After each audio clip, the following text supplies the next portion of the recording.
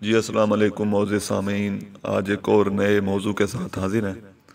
آج ہم مرزا غالب کی شاعرانہ عظمت، انفرادیت اور ان کے کلام کے فنی محاسن پر تفصیلی گفتگو کر رہے ہیں۔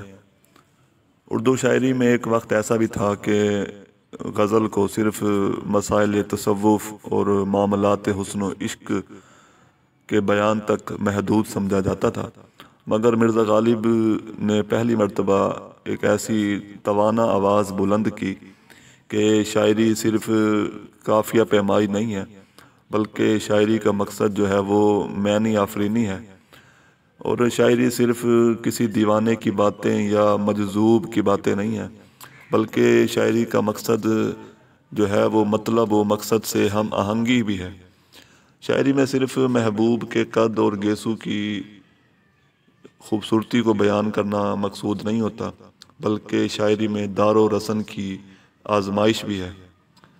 شاعری میں صرف ساغر، پیمانہ، جام یا شراب کا تذکرہ مذکور نہیں ہے، بلکہ یہ مشاہدہ حق کی گفتگو بھی ہے۔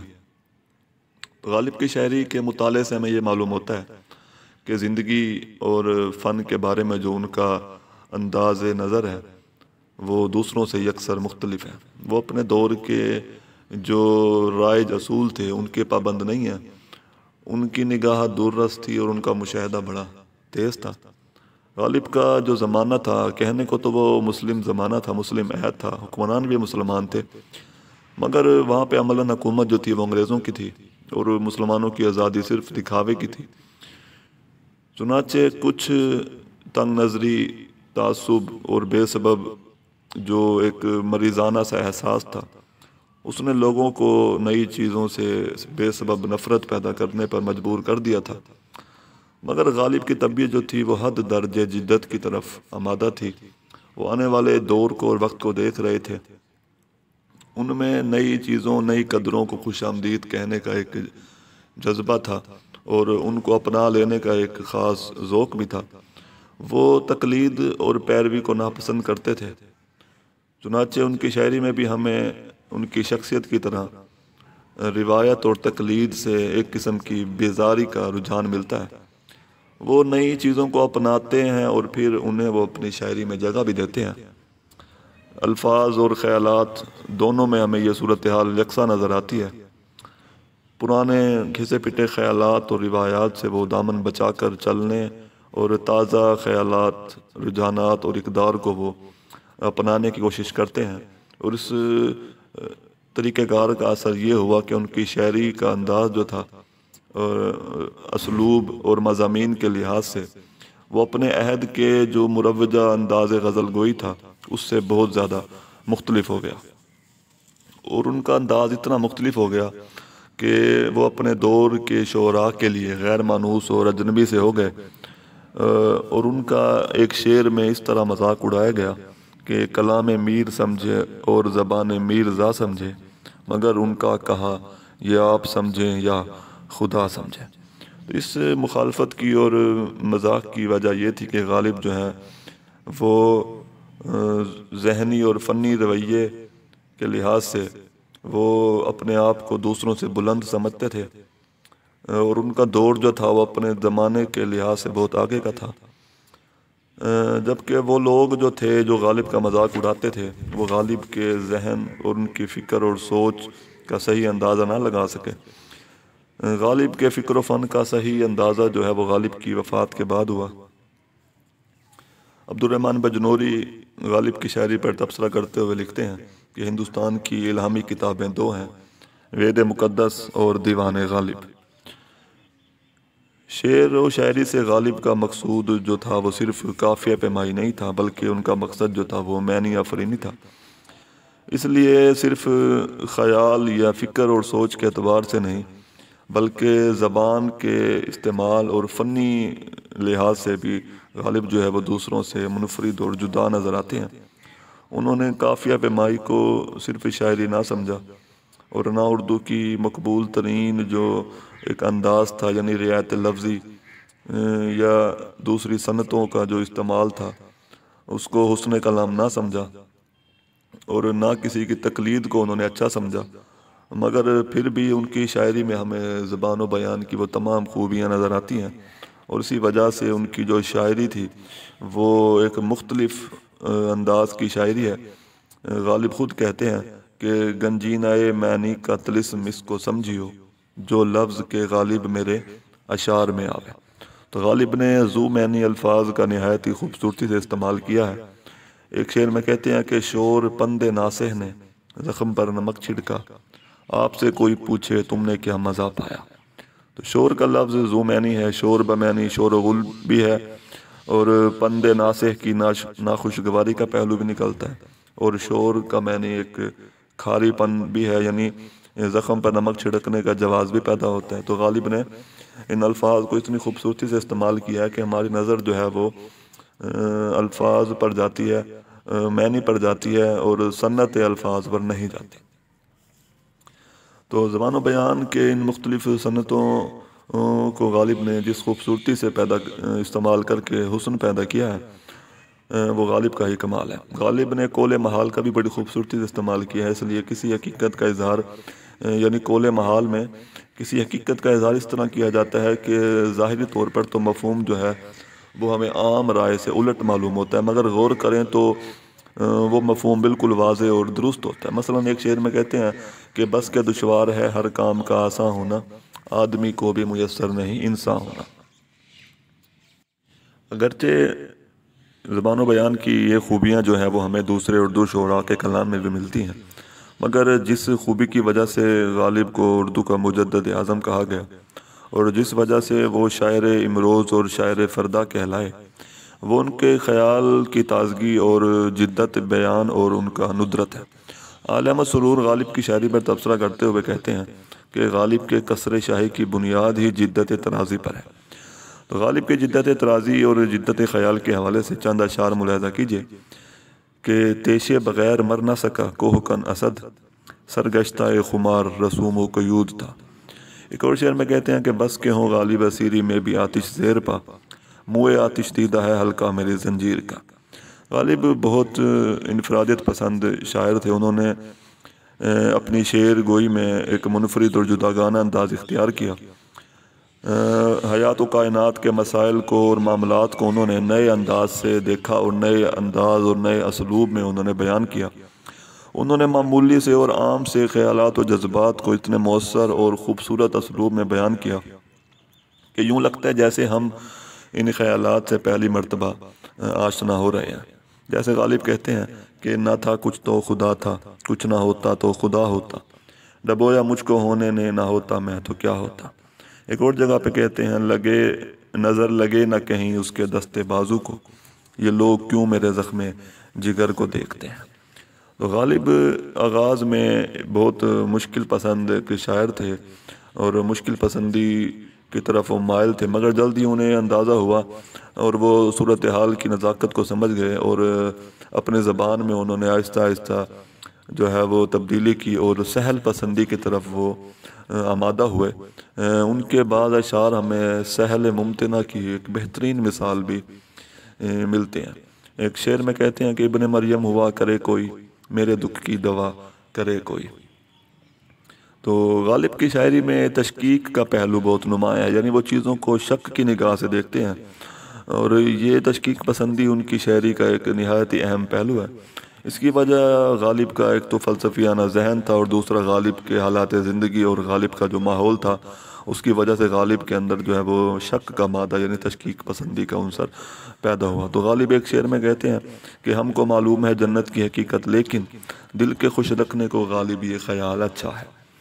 اس کے علاوہ غالب کے اسلوب میں ہمیں ایک استفہامیہ لب و لہجہ اور سوالیہ سا انداز نظر آتا ہے۔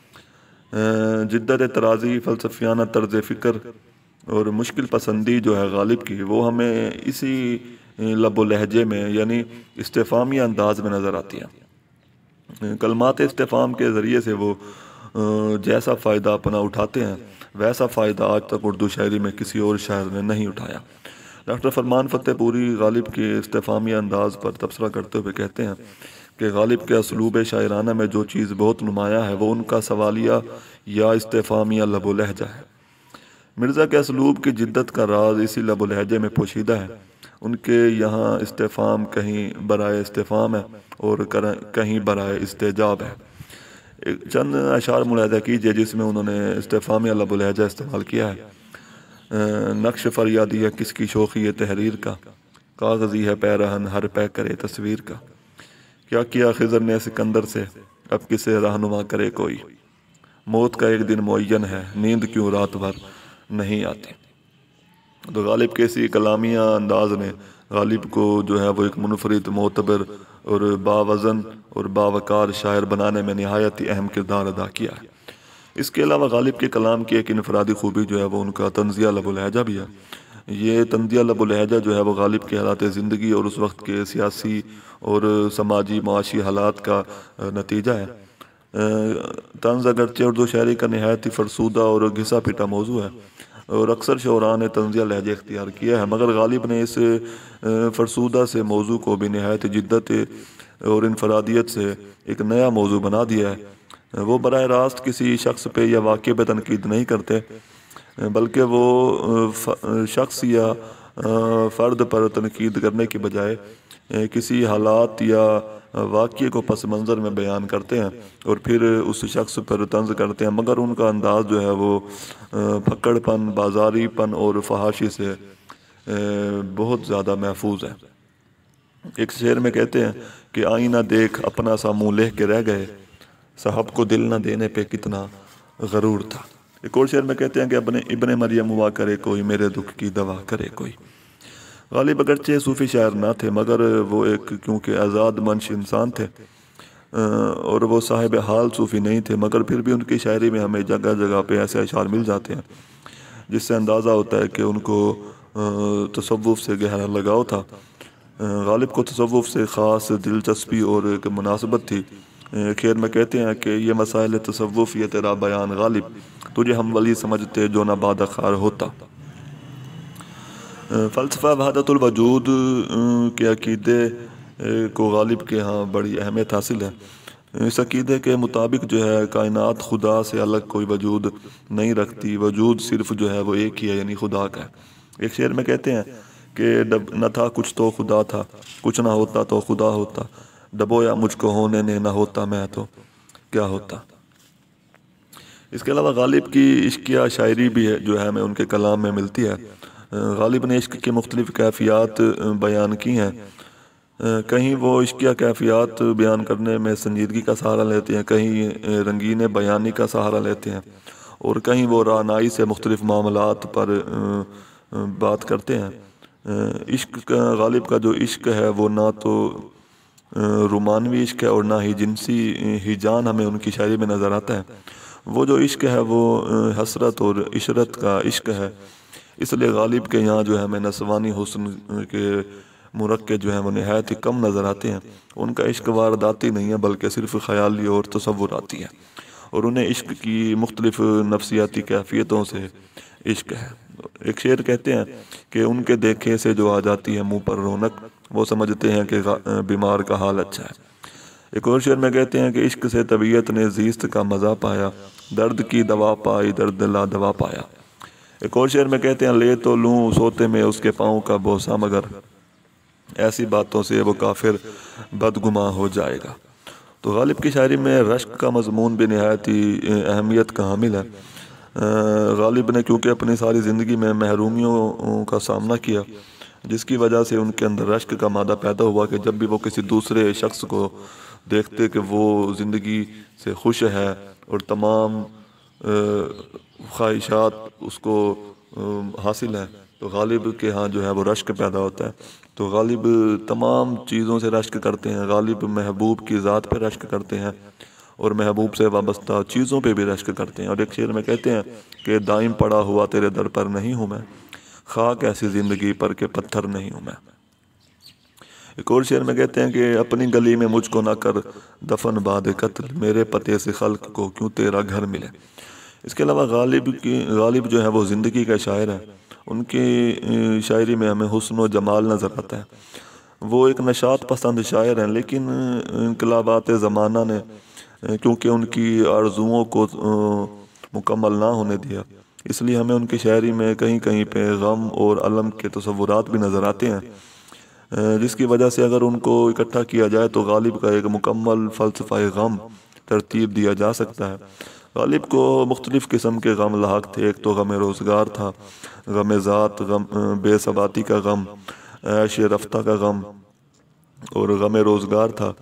اور غم روزگار کو غالب جو ہے وہ بہت بڑی حقیقت تسلیم کرتے ہیں، اور اسی وجہ سے وہ شکوہ کرتے ہیں اور کہتے ہیں کہ ہم کہاں کے دانا تھے، کس ہنر میں یکتا تھے، بے سبب ہوا غالب دشمن آسماں اپنا۔ تو غالب کے ہاں میں جو ہے شکست آرزو اور ناکام ارادوں کی تکمیل، خواہشات کے مکمل نہ ہونے کا جو ایک احساس ہے وہ نظر آتا ہے، اور یہی المیہ جو ہے ان کی شاعری میں ہمیں نظر آتا ہے۔